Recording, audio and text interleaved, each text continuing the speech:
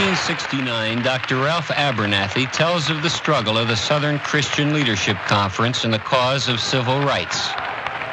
He was there.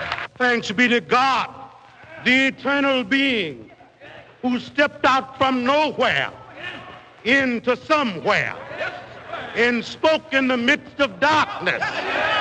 And there was light. Oceans began to flow. Streams came into being. Plants began to grow. Flowers began to bloom. I'm talking about a God. Do you know him?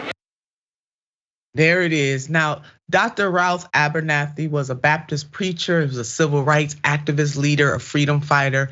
He was in many ways the right hand, a confidant to the Reverend Dr. Martin Luther King Jr. They were arrested many, many times together.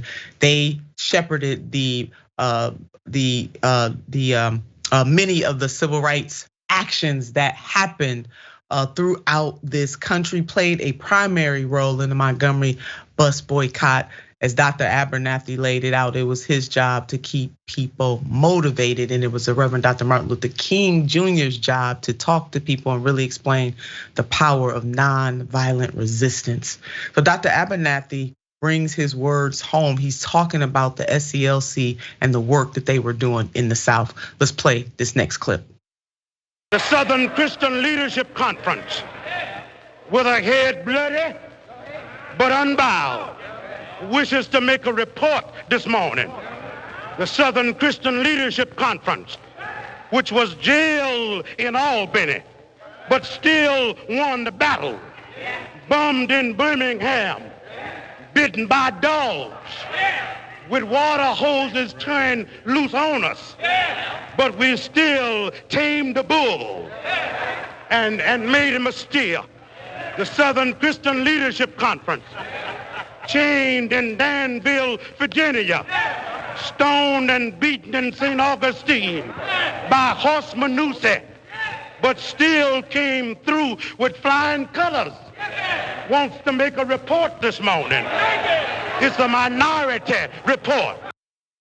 Ooh, Dr. Abernathy laying it down, wants to make a report this morning, the minority report. And then he brings it on home with these words. Take a look.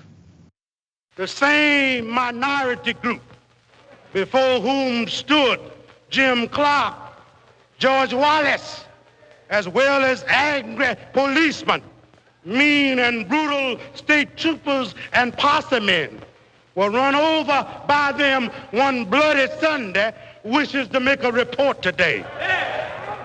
For like the Red Sea dried up and the children of Israel crossed over on dry ground. On Tuesday, when we marched across the Edmund Pettus Bridge at Selma, the troops moved back and we went across without any difficulty and went on to the seat of government at Montgomery, Alabama. I want to report this morning. Ooh, I want to report this morning. Now, baby, if you're not feeling that, are you feeling that? I want to make a report this morning. That was the one and only Dr. Ralph Abernathy. And let's put up his words today that we are highlighting one of his quotes. Bring on your tear gas. Bring on your grenades, your new supplies of mace, your state troopers, and even your National Guard. But let the record show we ain't going to be turned around. Pastor Dr. Ralph Abernathy, a Baptist preacher steeped in liberation theology, a civil rights leader, a confidant of the Reverend Dr. Martin Luther King Jr., and one of the great giants of the 20th century. Jordan, I mean, just an amen for everything that he just said. Yeah, you think about the people who were leaders in that moment and who were on the ground organizing and fighting for their rights. And I can't think of anything more brave in that moment. And if we recognize their courage, their leadership, their bravery during this Black History Month, we have to recognize at the same time, even talking about that or learning about that is under attack. Yes. Now, DeSantis is attacking AP African American Studies classes. And just the day before Black History Month started, House Republicans disbanded the subcommittee on civil rights. They're showing you exactly how they feel about this, how they want to erase it and whitewash our history. We won't let them. We're going to continue to talk about it. We're going to continue to report on it.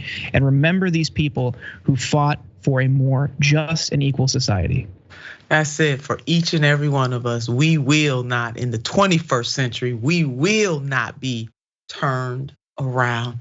Thank you, Dr. Ralph Abernathy, for all that you did for us. We know that you on the ancestral plane, but we appreciate you so very much. And Jordan, that wasn't that long ago. This stuff that we're talking about right now is really recent history. Black history is America's history, and we are going to keep pushing.